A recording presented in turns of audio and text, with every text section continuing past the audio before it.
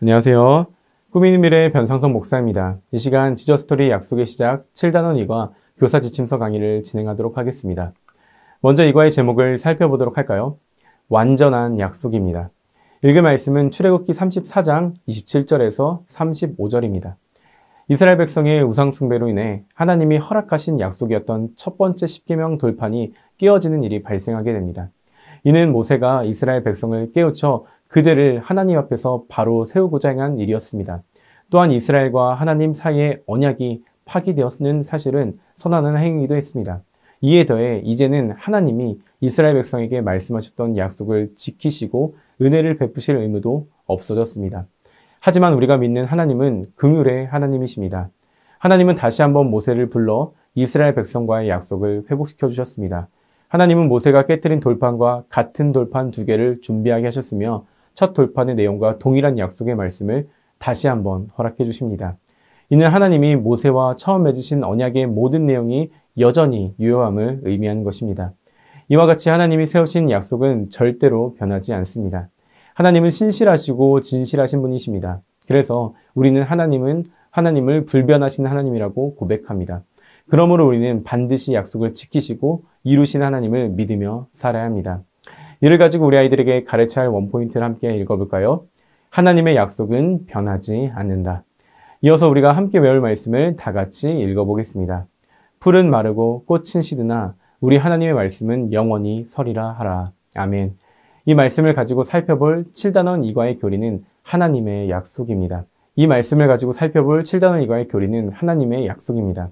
이스라엘 백성의 우상 숭배로 하나님과 이스라엘의 약속이었던 첫 번째 십계명 돌판이 깨어졌습니다. 하지만 하나님은 모세를 부르시고 이스라엘 백성과의 약속을 다시 회복시켜 주셨습니다. 이때 약속의 내용은 바뀐 것이 하나도 없었습니다. 이처럼 하나님이 한 번 맺으신 약속의 내용은 절대로 바뀌거나 취소되지 않습니다. 그러므로 우리는 약속을 반드시 지키시는 하나님을 굳게 믿어야 합니다. 이제 웰컴 활동을 살펴보도록 하겠습니다. 웰컴 활동의 제목은 나에게 약속은 입니다.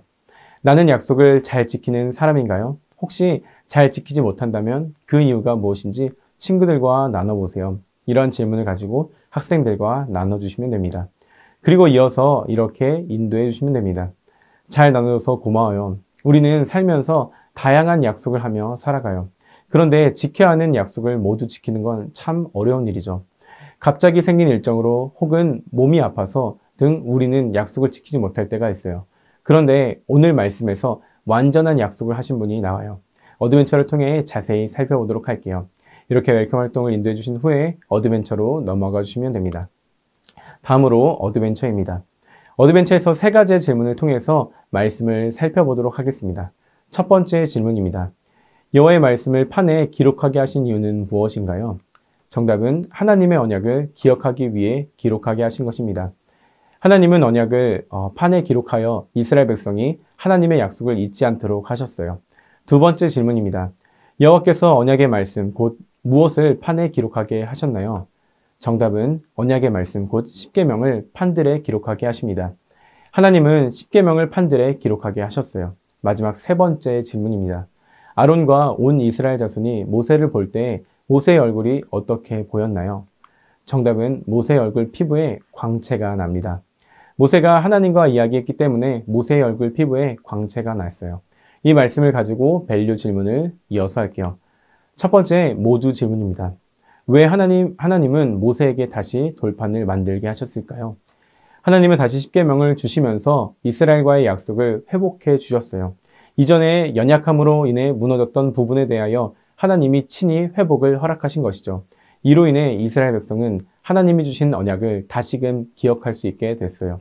다음으로 서로 질문입니다. 이스라엘 백성의 연약함에도 하나님은 다시금 약속해 주셨어요. 이것이 나에게 주는 의미는 무엇인가요?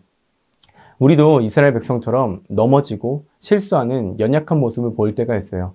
그러나 하나님은 그런 이스라엘 백성을 포기하지 않으시고 다시금 약속해 주셨죠.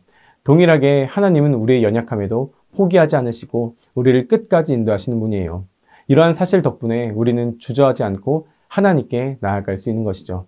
마지막 개인 질문입니다. 하나님이 약속을 지키며 살아가기 위하여 나는 무엇을 해야 하나요? 하나님의 약속이 판에 새겨진 것처럼 우리 또한 하나님의 말씀을 새기기 위해 늘 말씀을 묵상하며 하나님을 가까이 해요. 그렇게 하나님을 가까이 하며 말씀을 우리의 마음에 새길 때 하나님을 더욱 신뢰하며 살아갈 수 있게 되죠. 이렇게 밸류 질문과 답을 정리하시면 됩니다. 이어서 완전한 약속의 하나님을 기억하기 위해 어떻게 해야 할지 인커리지를 통해 알아보고 실천해 보도록 할게요. 마지막 인커리지 활동입니다.